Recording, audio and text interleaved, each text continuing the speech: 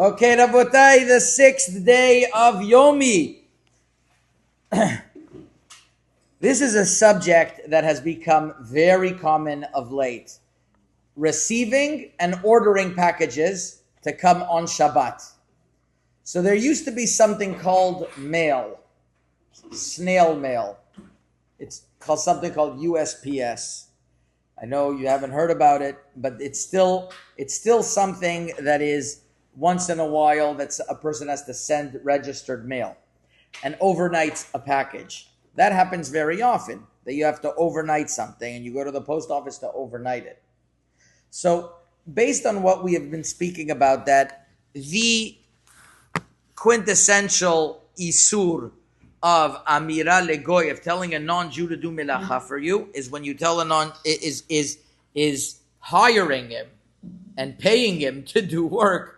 He is basically working for you. For you. That's always the key word. If he's working for you. So when you go to the office and you're saying, deliver this for me tomorrow, so that is called amira legoy, and that would be forbidden. Similarly, if you shop online and you say deliver, and there's an option, deliver Saturday, so you're telling them deliver it on Saturday.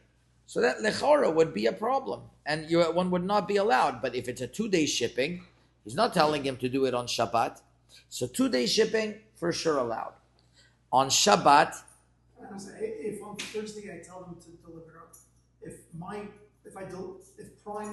order on Thursday, it comes on Saturday. Oh, so I guess it's going to be the question. So if they're telling you they're only delivering on Saturday, so then I would think that that's an issue. I'm not getting to the final halacha yet, but that the logic would dictate that you're telling a non-Jew to do melacha for you on Shabbat.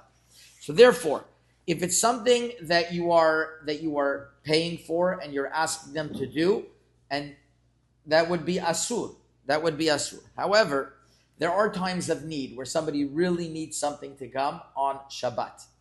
So what I say is like this: if lechatechila there is an option to do Sunday, and you really could push it off till Sunday, fine. If you need something for Shabbat, or you need something for the next day, and you need to have it on Shabbat, there are poskim that contend that in situations of need it would be allowed based on the following logic.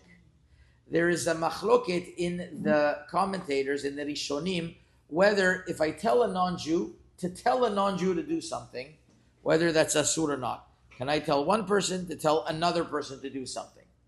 So that the Mishtabura brings in Siman Shin Vav and the Biur Halacha a machloket, and he ends up that if it's something that I'm not going to get positive hana'ah right away from, so that would be allowed. Now, based on this premise, if I tell a non-Jew in the post office, he's not going to be doing it. He's going to be telling another non-Jew to tell another non-Jew to do it. So that would be allowed. So Hagun of Shlomo Miller holds that's not such a good heter, because UPS, FedEx, USPS, they're all one company. When you're telling one person to do it, it's an umbrella that it's like you're telling everyone. But there are those who want to be lenient and say that might be allowed. But another logic to say it might be allowed is that you don't know if it's for sure coming on Saturday day. It might come Saturday night after Shabbat. Or you order something to come Friday night, but it might come Friday day. That's for sure allowed.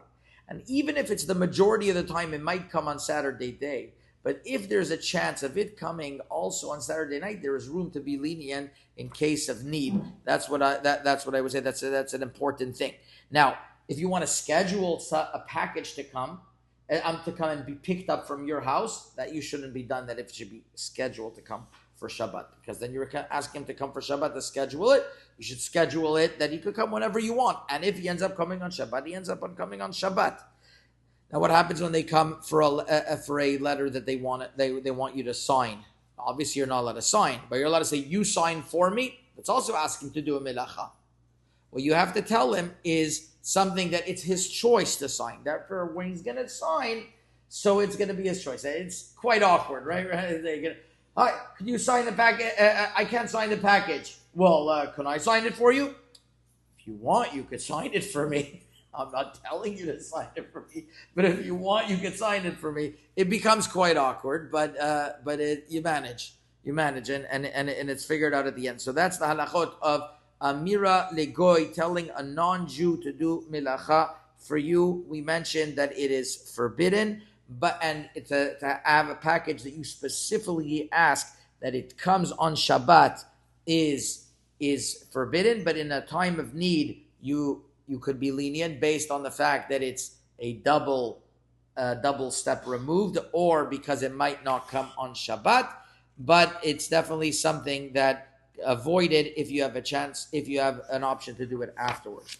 Now, we didn't discuss what happens if something is coming from far away and it's coming outside of the tichum. If a package is coming outside of the, if you're getting a package on Shabbat. We discussed ordering a package as it comes to your house, but what about using the package? That, when we speak tomorrow about the laws of Tchumei Shabbat, which is the parameters of Shabbat, we'll understand a little bit more, and I'll try to mention it there, even though it's not mentioned in the book. Chazaku Baruch.